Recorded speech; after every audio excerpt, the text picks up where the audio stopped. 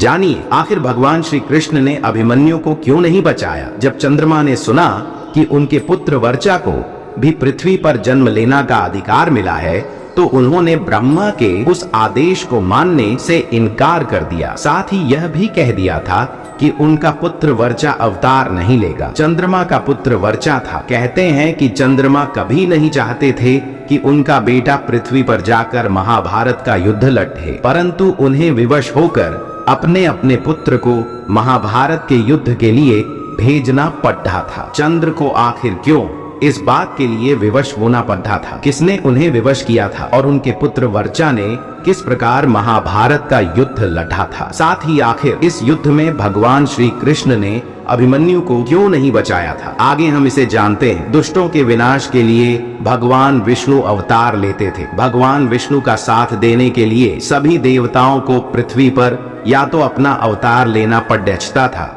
या फिर अपना पुत्र उत्पन्न करना पड़ता था। द्वापर युग में दुष्टों का विनाश करने के लिए भगवान विष्णु कृष्ण के रूप में अवतार लेने वाले थे। तब ब्रह्मा जी ने सभी देवताओं को यह आदेश दिया था कि भगवान श्री कृष्ण की सहायता के लिए वह सभी पृथ्वी पर अंशावतार लें या अपने पुत्रों को जन्म दें। जब चंद्रमा ने सुना कि उनके पुत्र वर्चा को भी पृथ्वी पर जन्म लेना का अधिकार मिला है तो उन्होंने ब्रह्मा के उस आदेश को मानने से इनकार कर दिया। साथ ही यह भी कह दिया था कि उनका पुत्र वर्चा अवतार नहीं लेगा। चंद्रमा का पुत्र वर्चा था। कहते हैं कि चंद्रमा कभी नहीं चाहते थे कि उनका बेटा पृथ्वी पर जाकर महाभारत का युद्ध लड़े, परंतु उन्हें विवश होकर अपने अपने पुत्र को महाभारत के युद्ध के लिए भेजना पड़ रहा था। चंद्र को आखिर क्यों इस बात के लिए विवश होना पड़ रहा था, किसने उन्हें विवश किया था और उनके पुत्र वर्चा ने किस प्रकार महाभारत का युद्ध लड़ रहा था। साथ ही आखिर इस युद्ध में भगवान श्री कृष्ण ने अभिमन्यु को क्यों नहीं बचाया था। आगे हम इसे जानते हैं। दुष्टों के विनाश के लिए